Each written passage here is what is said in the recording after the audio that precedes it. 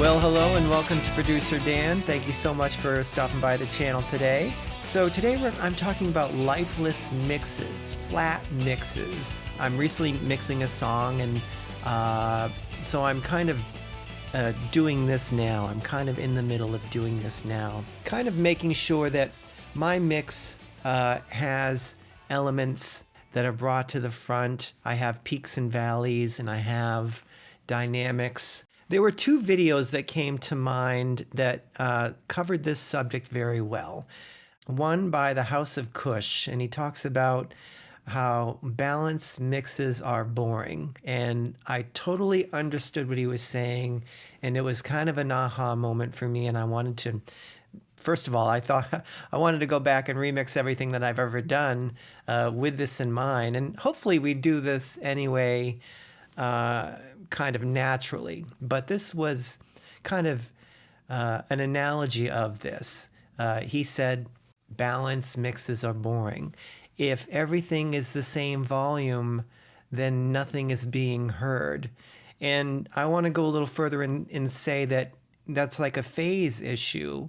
If everything is the same, it cancels each other out.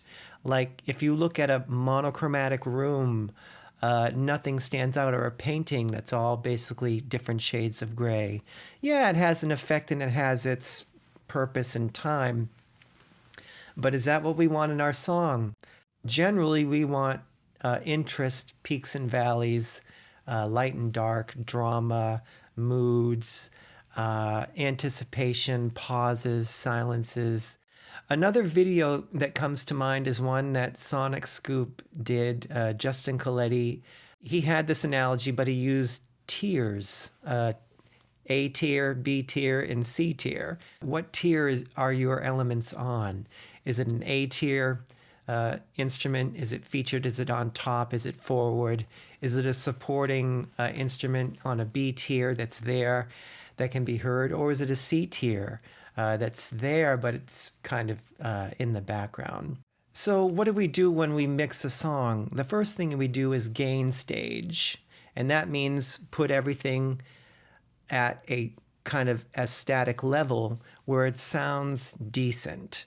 And that's just a start. And obviously, through articulation and velocity, some things will come up and be a little louder and then recede naturally. Gain staging is a start, but you really should go in with automation and artistically create your peaks and valleys. And also, if you are like me and track a lot of your own instruments, do a lot of your own songs. Occasionally I get people who send me tracks, or I record someone and I add to the tracking. I'm always doing that. And so do I get overly attached to the items that I put in the song? Am I not willing to back my own stuff out of a song because I'm attached to it? Am I not willing to kill my darlings, as they say in the literary world? You know, kill off your characters, your beloved characters. So I know that there's some of that in there with me. I know that that's where I'm coming from, and that's where I might have an issue with this, where I'm everything that I've done is sacred. Everything that I've done, I've put a lot of time and thought and effort into, and everything should be heard. That's wrong.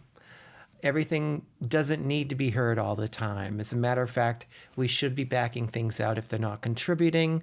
We should also be muting things and taking them out of sections of songs if it's better without it. A lot of times when we're tracking, we're guessing. We're putting things in. We're doing things in the moment that we think would be nice in the song. Is that always the case? No. So you have to be willing to mute some things or back some things out that aren't contributing to your final creation, your final mix. Or a band is in the studio and they're listening, and the drummer, the bass, the guitarist, everyone's there, and they want to make sure that their instruments are heard and featured. But that's not what we want all the time. We want different things to be featured throughout the song. So here are some ways to make sure that you're doing this in your mix. One obvious way is through volume and automation and muting things. Obviously, making sure your vocal is on top if it's featured vocals. Making sure you have other elements to swoop in when the vocal isn't there to create interest. So it's not always volume that's going to determine whether or not something is forward or backward. Another way to do this is through panning. Putting things right, putting things left, away from the center. And if it's something featured, obviously you put it down the center. So another way to either feature an element or to bring it back a little bit is through effects. Obviously, through reverb and delay, you can create kind of a distant sound, but you can also pull focus with a delay or reverb. Adding distortion to a guitar will pull focus to that guitar and make it seem louder. Also, suddenly taking out a featured element and providing a little silence or rest can add contrast, obviously. It also adds tension and anticipation. So you might be waiting for that element to come back. So don't be afraid to mute things and to take things out. Featured elements shouldn't be featured throughout the entire song. Have you ever heard the saying, if there's a shaker, it's too loud? That's another saying that has always kind of made me think, and I agree with it to a certain extent, but obviously there are some exceptions, and I found an exception to this rule. In the song Georgia Woods by Keith Urban, I listen to all kinds of different music, and I really like his stuff, particularly this song. I listen to it over and over and over again in my playlist. But in the chorus, every time he goes into the chorus, listen to the song and listen for the tambourine. You won't have to like dig in and listen. It's prominent, it's deliberate. Most times tambourines and shakers provide some energy in the background. We don't normally notice them. This isn't the case here. This tambourine is basically up front, and it gives so much attitude and swing to the song that I wait for it. I anticipate it. I can't wait to hear it again. I think it's so cool. It really adds a lot of energy and swing to the song, and not in the background. It's there for you to enjoy. So listen to Georgia Woods by Keith Urban and enjoy the lead solo at the end too. It's really something. But there's an example of an instrument being brought to the forefront and featured to support the vocal in an instrument that's not normally featured. I've always wanted to talk about that, so I hope you understood. One of my favorite ways to create separation and dimension is through EQ. Obviously, putting the shimmery things on top or in front, and kind of removing some shimmer and edge from things that you want to be behind. Do you ever notice that like music behind a closed door is kind of muffled? You don't really hear those crispy edges. It sounds kind of muffled. So if you want something to recede, you can shave off the crispy parts or the fuzzy or the shimmery parts. And I've done that with the drums, with the toms on this song. And I'll show you an example of that now. So here's the bridge of this song, and it's quite dense. And as I was mixing it, in my mind, I want my toms to be kind of clicky and kind of upfront and dramatic. But it wasn't working. Every time they came in, I noticed them, but not in a good way. I was like, all right, they're a little too sharp. I kind of want them to be thundery or kind of explosory or little explosions in the background, in the distance, like bombs in the distance. And so I, you'll see what I did with these toms as far as their EQ. Here are the toms, the tom 1, 2, and 3. There's a floor tom 1 and a floor tom 2. So if we go look at the EQ, you can see I have cut off these high frequencies. And I've done it here. That's floor tom 2. No, that's the floor tom 1. Here's floor tom 2. So I've really shaved off a lot of the high end there, and they sound kind of weighty and boomy, yes, but on purpose. It's deliberate. So we'll start here. This is the beginning of the bridge and then the chorus, and I feel like I have to play the whole thing just so you'll kind of get it. But the song is called No Words by Vicky, and my next video will be the mastering of this song. So we're kind of in a spot where this is the loudest and biggest moment in the song.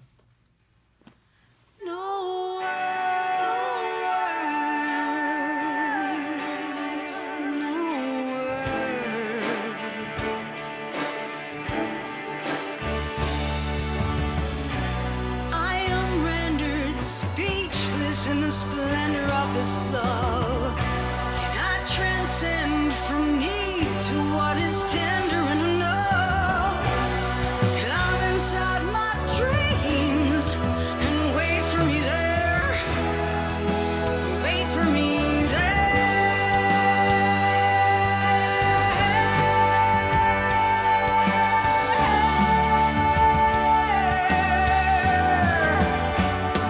Well, it came in from behind,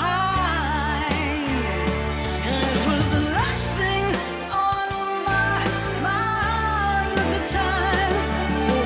There it was. Okay, there's a lot of examples in that part that I could go over as far as making elements kind of swoop in when the vocal isn't there, or, you know, feature alongside the vocal.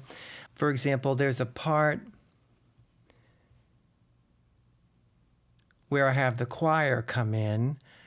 So the choir is featured at one point, and then I have the orchestra, the high violins coming in and being featured instead of the choir. Actually, I'll play this without the vocal, so you can hear the choir come in and then the strings come in to kind of take its place.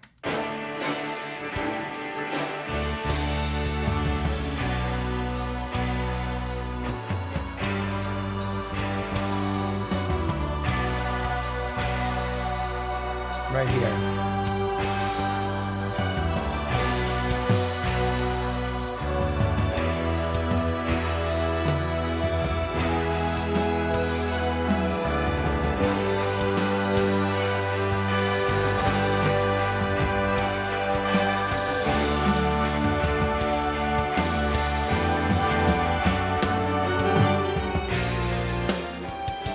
So you hear that there was a spot that was noticeable where that choir was the focus. And then it fell into the background and the strings kind of took over the drama.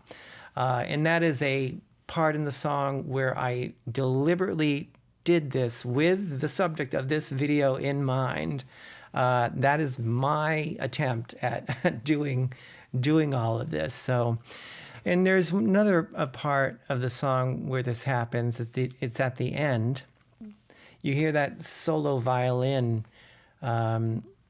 It plays along with her vocal, and is when she finishes, the violin comes up in volume and becomes the feature.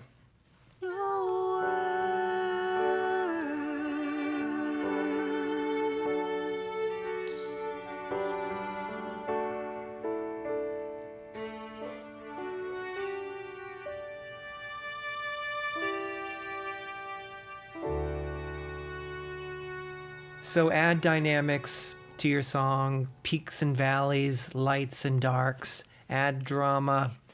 Be very deliberate with what you put in the front. Be very willing to mute items and to take out elements that you might be attached to, but really ask yourself, what's the focus in this part of the song? So thank you very much for stopping by the channel and watching the video. I will be mastering this song on my next video using the Ozone 10. So look forward to that. And I look forward to seeing you in the next video. Take care.